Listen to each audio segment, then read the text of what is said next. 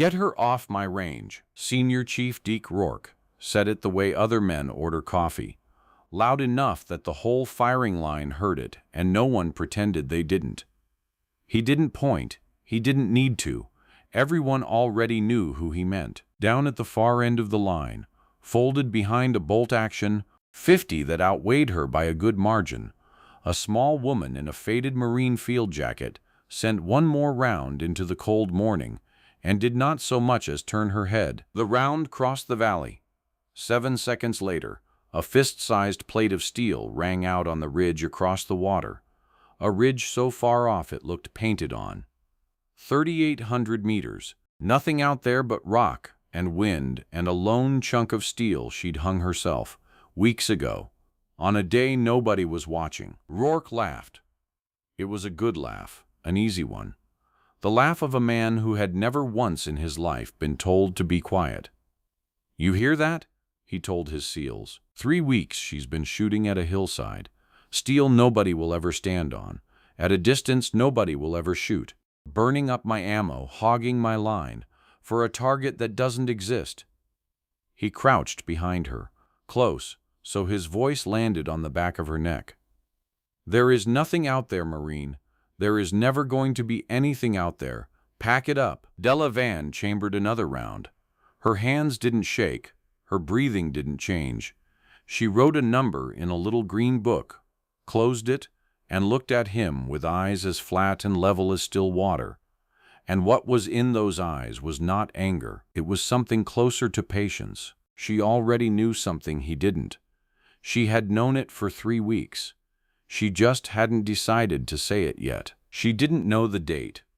But she knew, the way you know weather in your knees, that one day very soon a man was going to stand on that ridge who very much did exist, and that when he did, she would be the only person on this entire base who could reach him. If you've ever been the smallest person in the room and watched the loudest person get believed, stay with me, because this one is for you. Hit subscribe and tell me in the comments where you're listening from. I want to see how far this travels. Drop a single word. Logged. You'll understand why by the end. And do not leave before the shot, because there is a moment coming, about 30 minutes from now, when a man who spent 3 weeks trying to throw this woman off his range will pick up a radio, say her name, and beg. Stay for it. Rewind 3 weeks to the day she arrived, and you'll understand why nobody expected anything. The fire base sat at 9,000 feet, punched into the shoulder of a mountain, where the air was thin enough to make new arrivals dizzy hauling their own bags. It was late in the year. The peaks already wore snow. Every morning the wind came down off the high passes like it had a grudge, and every evening it reversed and climbed back up. And if you didn't understand that valley, if you didn't feel how the cold air poured downhill at dawn and thinned by noon, you had no business trying to hit anything more than a rifle length away. Della understood it. She understood it before she'd unpacked, because she stood at the edge of the base for 2 hours that first afternoon and just watched the dust move, the way another person might watch the sea. She was a Marine Scout sniper, attached to a joint task force she wasn't really part of, and she was small, and she was quiet, and both of those things had followed her like a bad smell her whole career. Men looked at her and did math and got the wrong answer. What her file said, the part Rourke never read, was that she'd outshot every instructor who'd ever tried to fail her, that she held course records nobody had touched, that at the schoolhouse they'd stopped letting her compete against students because it wasn't a competition anymore, it was a demonstration. What her file didn't say was where it came from. It came from her mother. Not a dead grandfather, not an old soldier with a folksy line about listening to the wind. Her mother, alive and sharp-tongued and 61 years old, a competitive long-range shooter who still cleaned up at matches back home, and who had raised her daughter on ballistic tables the way other mothers raise children on bedtime stories. Her mother did not believe in feelings behind a rifle. Her mother believed in data. When little Della came home rattled, A bad grade, a mean girl, a loud boy. Her mother never once said it'll be okay. Her mother said the same thing every time. The thing Della now said to herself in the worst moments of her life. Anybody can shoot angry. You solve it cold. Solve it cold. It meant, the target does not hear him. The wind does not care who's yelling. There is a right answer written in numbers, and your whole job is to be quiet enough to read it. So when Della hung a plate of steel at 3,800 meters on a far ridge and spent 3 weeks learning the exact language of that valley, the way the morning cold sank the round low, the way the noon thinning let it run flat, the 2 separate winds that lived in the 2 separate halves of the gap, she wasn't showing off. She was doing homework. She was building a range card for a valley she had a feeling, a cold, quiet feeling, she was going to need to own. A young ammo tech named Teague ran the point where she drew her rounds, and Teague watched her more than he'd admit. He didn't understand the little green book. He didn't understand why anyone would fire $100 of ammunition at a hillside a normal rifle couldn't touch. But he noticed she never wasted a shot on a bad read, that she wrote after every round, that she checked the thermometer and something on her wrist and the dust, and then wrote again. "You're gonna run me dry, ma'am," he said once, half joking. She looked up and almost smiled. "You'll want these logged," she said. He didn't know what that meant. He would. Rourke, though. Rourke was a problem that walked. He was a genuinely great shooter.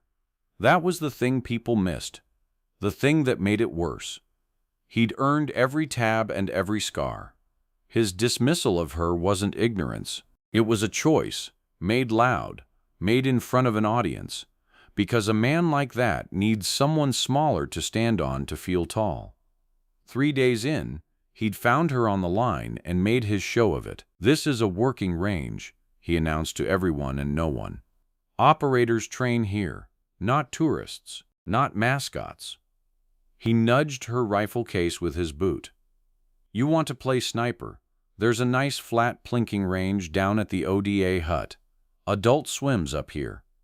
The men around him grinned, because you grin when the senior chief grins. Della had said 4 words the whole time. She'd looked at the far ridge, then back at him, and said, "Quiet, it's a good range," and gone back to work. That was the part that made him hate her. Not defiance. She hadn't given him defiance. She'd given him nothing to push against at all. The one man on that mountain who saw her clearly was the one everybody else had also written off. Bexar was an old Marine, a spotter with 30 years and 2 dead knees, kept around because he could read mirage like scripture and because nobody had the heart to send him home. The SEALs called him the range rat behind his back, and sometimes to his face. He kept hard candy tucked in his cheek and did his wind math on his fingers like a man counting change, and the first time he watched Della shoot the far ridge, he stood very still for a long moment and then walked over, sat down beside her in the dirt without asking, and looked at her book. "You're logging density altitude separate," he said. It wasn't a question. "The cold drops it here," she said, tapping the near half of the valley. "The thin lets it run there." He was quiet. Then, "Nobody up here reads it right but you." "And you," she said. It was the closest thing to a compliment either of them would give. From that morning they were a pair. The old man nobody wanted, and the small woman nobody saw. Sitting in the cold every dawn, calling numbers back and forth in a language only the 2 of them on that whole base could speak. She didn't know it yet, but that shared language was the only weapon that was going to matter. The valley took its own time proving her right.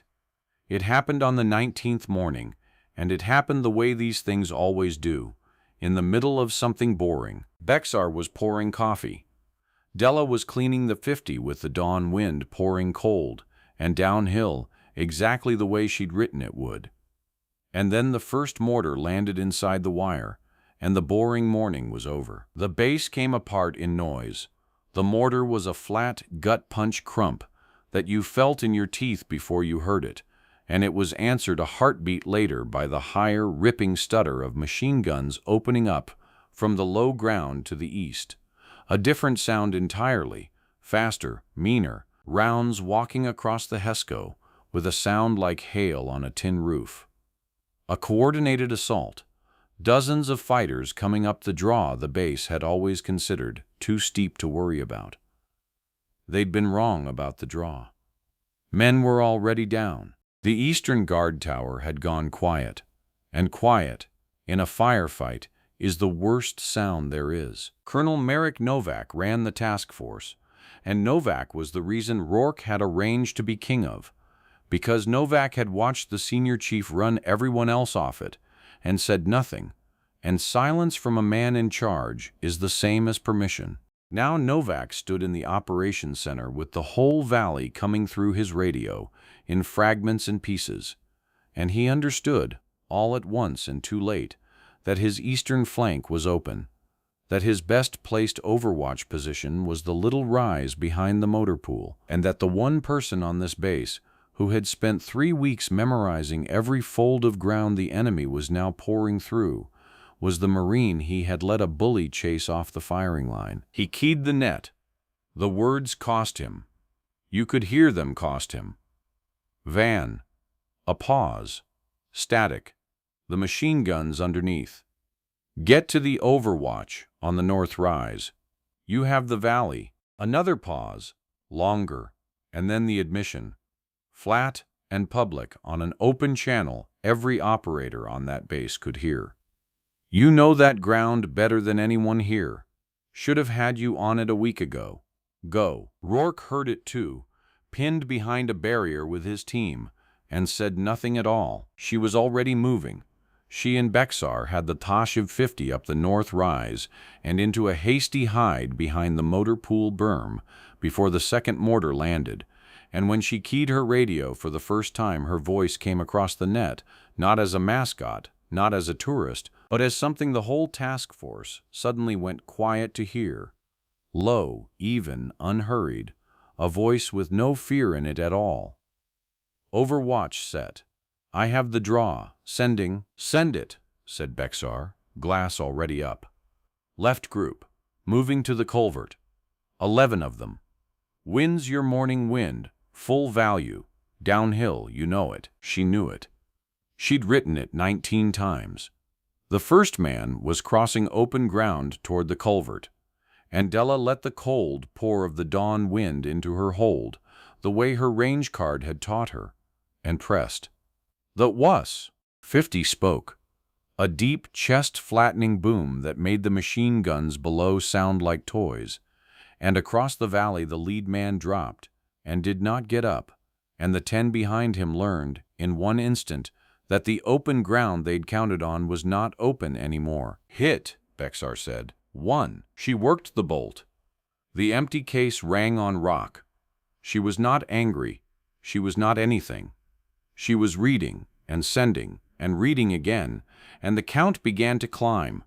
The men in the draw tried to rush the gap, and she caught them in it. They tried to go firm and lay down covering fire, and she found the firing positions one by one, the machine gunner behind the flat rock, the RPG man rising to his knee. Every time the enemy solved one problem, she'd already written the answer to the next one, because she had the whole valley in a little green book, and they had only just met it. 6, Bexar said. 7. They're pulling right, toward the wash. Della, right, 30 degrees. The right-hand wash was where it nearly ended for her. She swung the big rifle onto the new group, and in doing so lifted her position a hand's width too high, and a machine gunner she hadn't placed yet, a good one, patient, waiting for exactly this, opened up on the north rise. She heard it before she understood it. A snapping, tearing sound overhead, then the sick, wet slap of rounds into the berm a body length to her left, then closer, walking in, and dirt kicked into her eyes and mouth, and the whole world narrowed to the flat mechanical fact that a stream of heavy machine gun fire was 3 feet from her skull, and closing. She felt the berm shudder against her shoulder. She felt grit in her teeth, and the cold in her fingers, and her own heartbeat, slow, obscene, refusing to hurry. She saw, in the corner of the scope, the muzzle flash of the gun that was killing the ground toward her. And she did the only thing she had ever known how to do, which was to stop hearing the noise. Solve it cold. She let the crosshair settle on the flash, ignored the rounds now close enough to sting her cheek with thrown stone, and pressed the trigger a quarter second before the burst would have found her. The gun across the valley stopped. The silence where it had been was enormous. "That's 8, Bexar breathed, and for the first time his voice was not calm. "You cut that close, kid?" "Logged it," she said, and wiped the dirt from her eye, and went back to work. It was Bexar who won the next part, and he won it with his own 2 eyes and his own decision, not hers. While she was locked on the wash, the old man's glass drifted, a spotter's habit. Never trust the obvious threat, and he caught movement she could not possibly have seen from behind the scope. A second element, 8 men, climbing a goat trail on the far left to flank the north rise itself, to get above her and end this. He didn't ask permission. He didn't call it up the chain. He grabbed her shoulder and physically hauled the big rifle, 40 degrees left, dumping her carefully built position, overriding her, and said 2 words, "Trust me." She did. She came onto the goat trail blind, on his word alone, and found the flankers strung out in the open with nowhere to hide, and in 90 seconds the flank that would have killed them both simply ceased to exist. 14, Bexar said, and there was awe in it now. "That was mine. You'd never have seen them."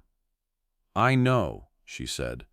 "That's why there's 2 of us." The assault broke over the next 15 minutes the way a wave breaks, all at once, and then just water running back. She held the draw until the enemy stopped feeding men into a valley that ate them, until the survivors dragged themselves back down toward the low ground, until the machine guns below the base went quiet in the good way this time.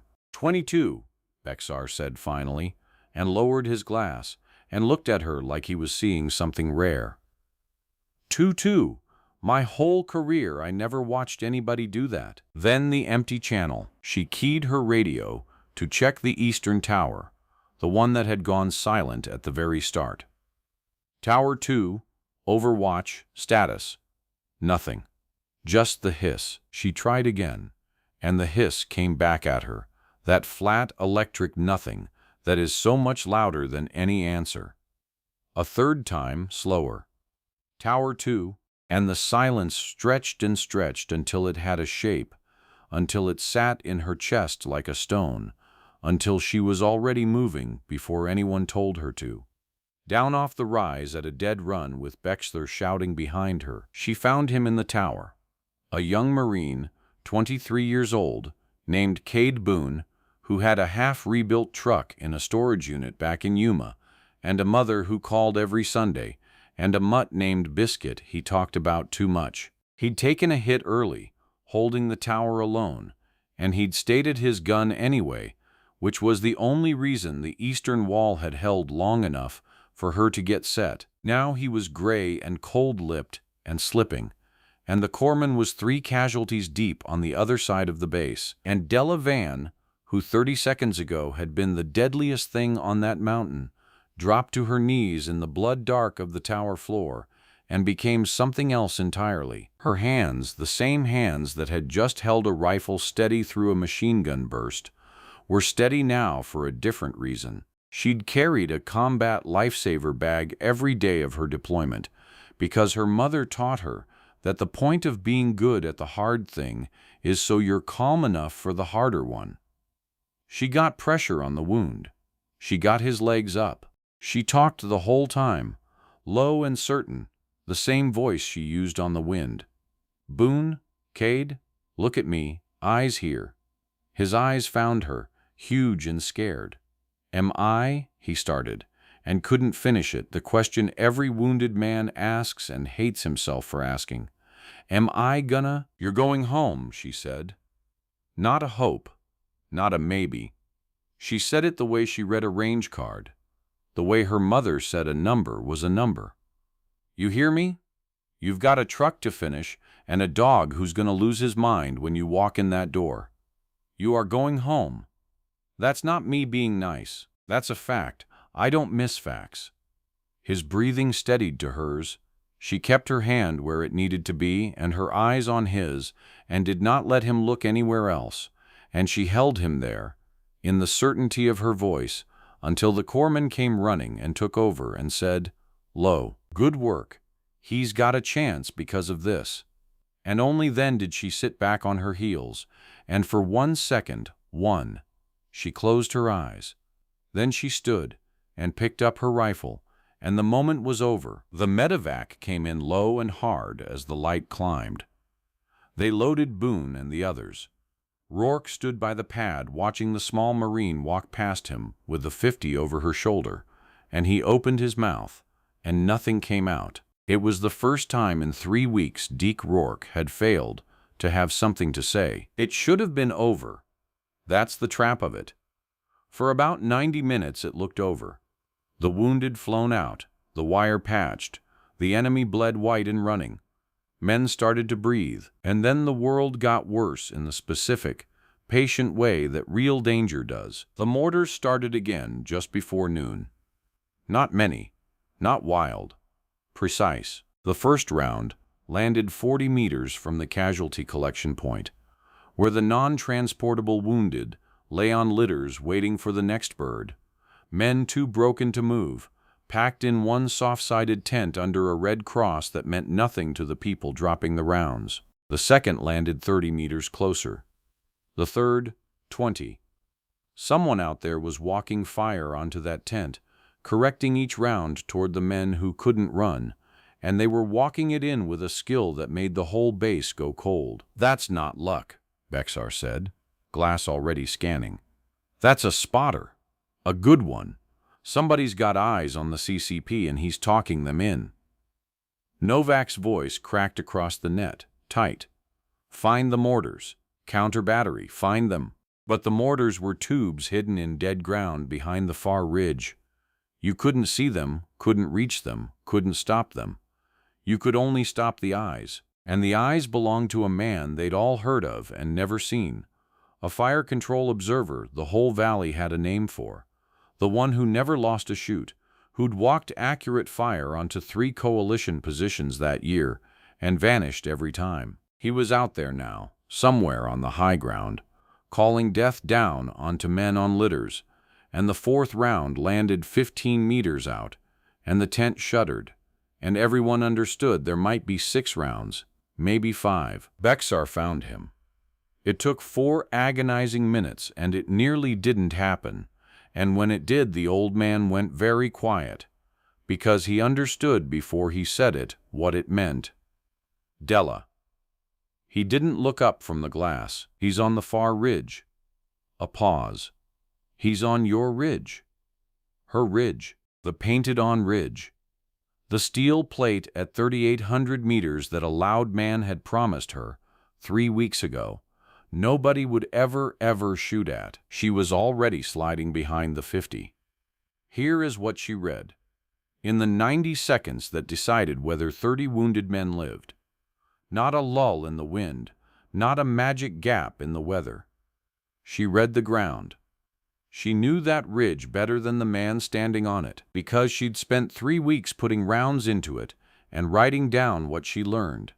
And she knew from watching her own steel plate and the rocks around it day after day, that from the enemy's side of that ridge there was exactly one place with a clean line of sight down onto the casualty collection point. One notch, a shoulder-width gap between 2 boulders. Every other position on that ridge was blind to the tent, which meant the observer, to correct his fire, had to lean into that one gap.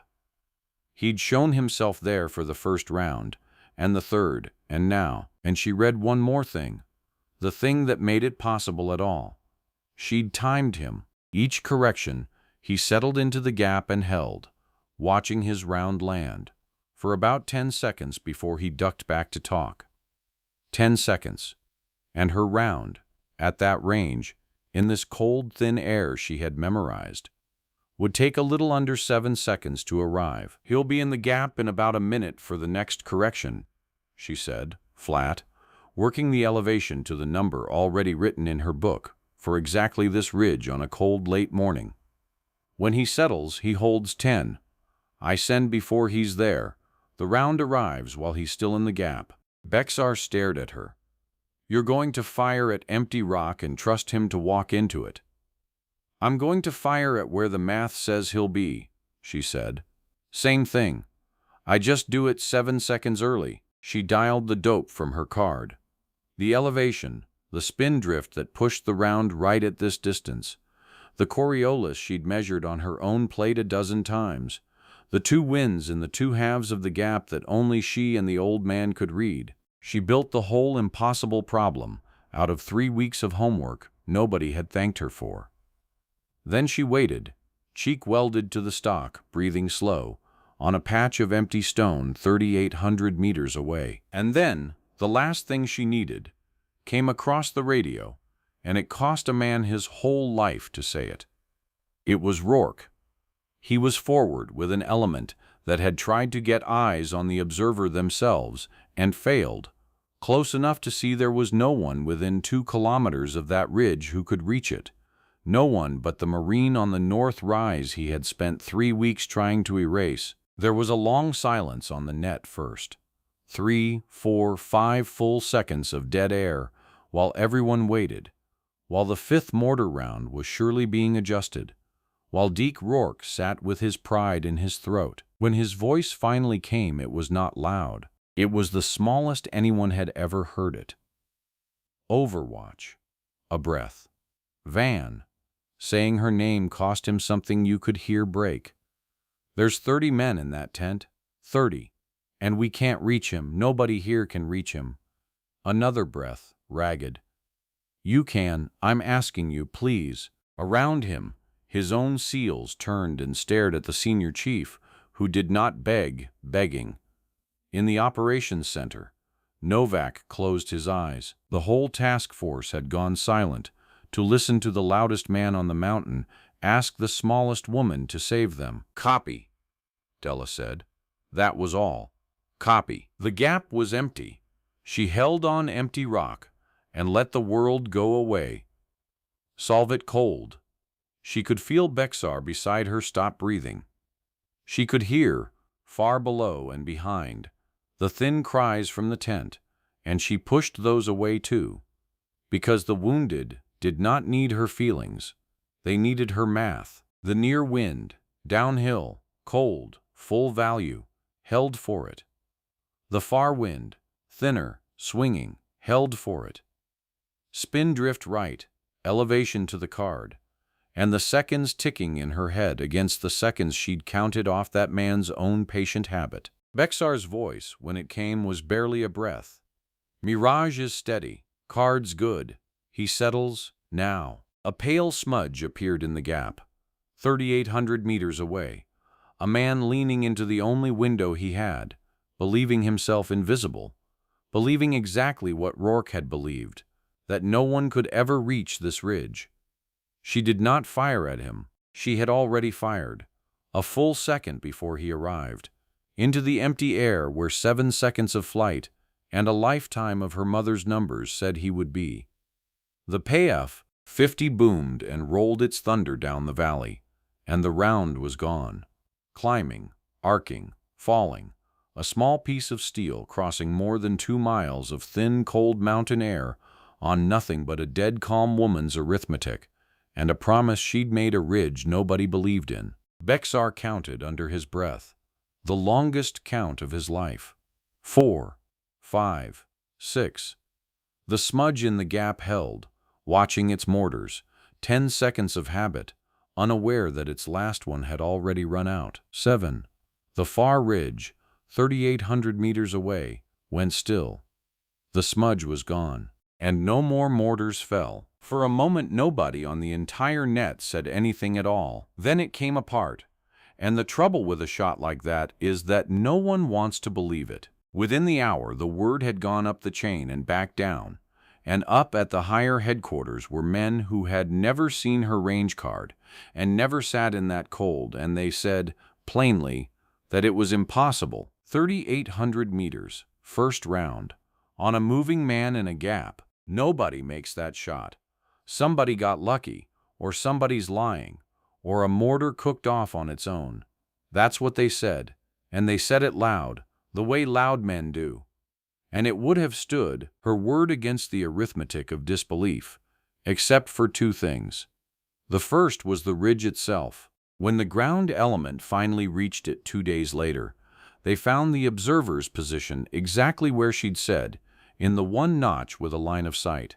And they found his optics and his radio and the single massive impact that had ended the shoot, and they mapped it and laced it back, and the number came up 3,800 and change, and it matched, to the meter, a distance already written 3 weeks deep in a small green book that Teague, the ammo tech, had watched her fill one logged round at a time. The second thing was Rourke. When the headquarters men called it a lie in a room full of officers, it was Deke Rourke, the man who had wanted her off the range, who stood up. He put his own drone footage on the screen, the feed his element had been running the whole time, and there it was, the empty gap, the boom, the 7-second wait, the smudge, the stillness. "I called that shot in," he said, and his voice did not waver, and he was staking every year of his reputation on it in front of men who could end his career. "I begged for it. I watched it. She fired before he was even in the gap, because she'd already done the work 3 weeks ago that none of us bothered to do. It's not a lie. It's the best shot I have ever seen a human being make, and I spent 20 days trying to run her off the line she made it from. Put that in the report, all of it, including my part." The room was very quiet. The footage looped. Nobody said impossible again. They flew Boone's people the news that he'd lived before they flew it anywhere else, because Della asked them to.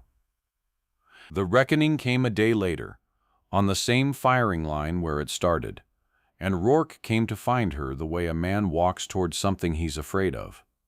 He was not loud. Every piece of the loud was gone out of him, and what was left underneath was smaller and older and honest, and it moved slowly. He stood a while before he could get any of it out. When it came broken, in pieces, starting and stopping.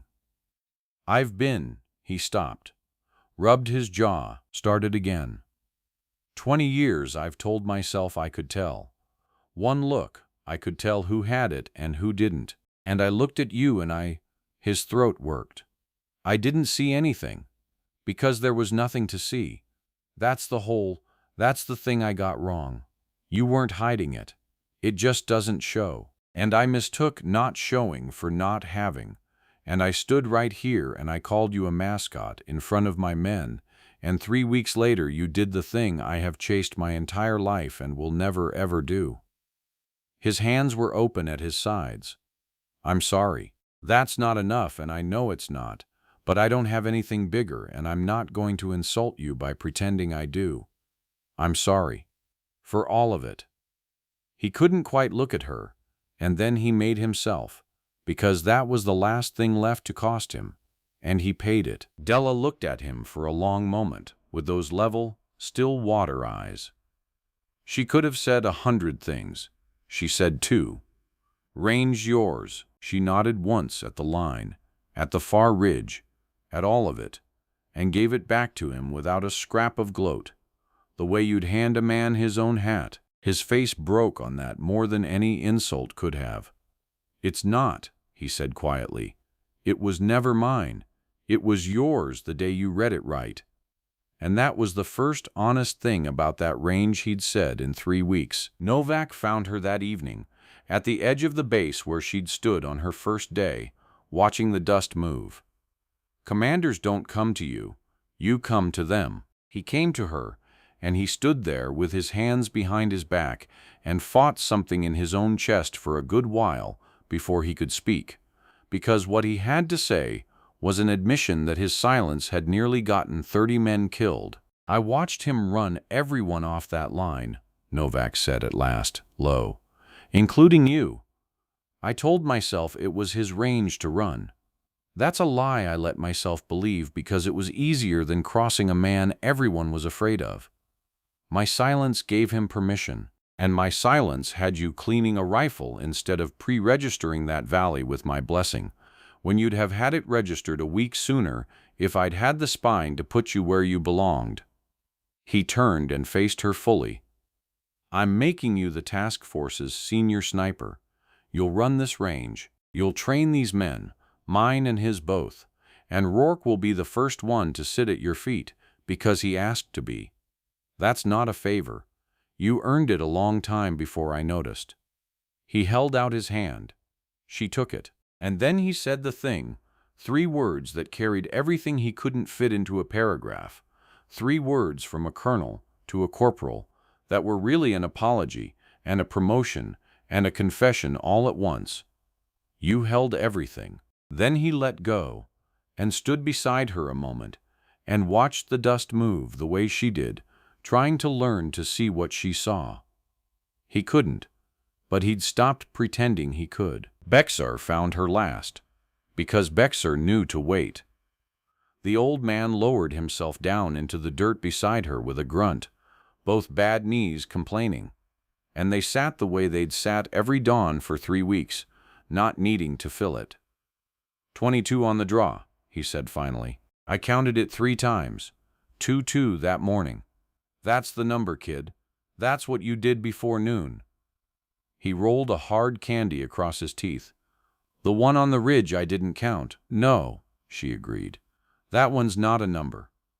No, he said. That one's 30 men on litters going home. He was quiet, and then his voice did something it hadn't done in 30 years. It went thick. I spotted my whole career waiting to be next to a shot like that. Figured it'd never come. Then some Marine half my size walks up my mountain nobody wanted, and I got to hold the glass on the finest thing I'll ever see. He cleared his throat, hard. Thank you for that, for letting the range rat be there for it. She put her hand on his shoulder, once, the single warm thing she let herself show anyone, and she saved it for him. There's 2 of us, she said. There was always going to be 2 of us. The witness closed the loop a week later, and Teague did it without meaning to. She came to draw rounds, and the young ammo tech had her whole allotment already counted out and logged in his own hand, every one, and he pushed the book across to her and couldn't meet her eyes and then blurted it out, all of it, the thing he'd been carrying. I thought you were wasting it, ma'am. 3 weeks, I thought. Everybody thought. You were just, I don't know, showing off at a hillside. And Corporal Boone's alive. And 30 guys in that tent are alive, because you spent 3 weeks doing the thing we were all laughing at. His voice cracked, 19 years old and undone. Every round you fired at that ridge saved somebody. You were saving them before they even needed it. And nobody knew but you. She took the book. She looked at the count in his careful handwriting. You know now, she said. That's why I told you to log it.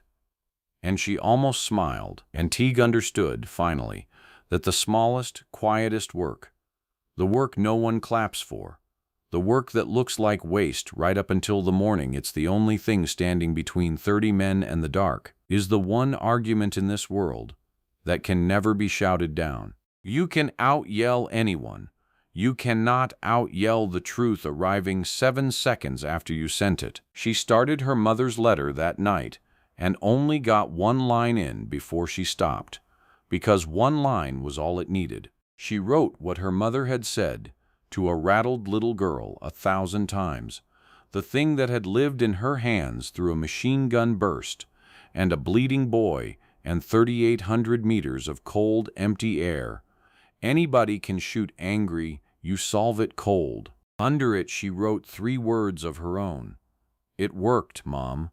Then she folded it and set it aside for the morning bird. At dawn she was back on the line, because that's who she was, in motion before the light, the pafty up on the north rise where the whole valley opened out below her. The wind came pouring downhill cold, the way it always did, and she read it without thinking, and hung a fresh plate of steel out on the far ridge, her ridge now, formally by order, and settled in behind the glass, with her breathing already slow, and her eyes already level, and something in her chest that a person could only call peace. It had been earned the hard way, and it was hers. 3,800 meters away, somewhere out past the gap where a man had once stood, believing no one could reach him, the certainty of every loud person who'd ever looked at her and gotten the wrong answer lay quietly collapsed in the dust, gone the way that first machine gun had gone silent, all at once and forever. She wrote the morning's first number in a new green book. Then she solved it cold and sent it, and far across the valley, on a ridge everyone had sworn was empty, the steel rang out clear and true.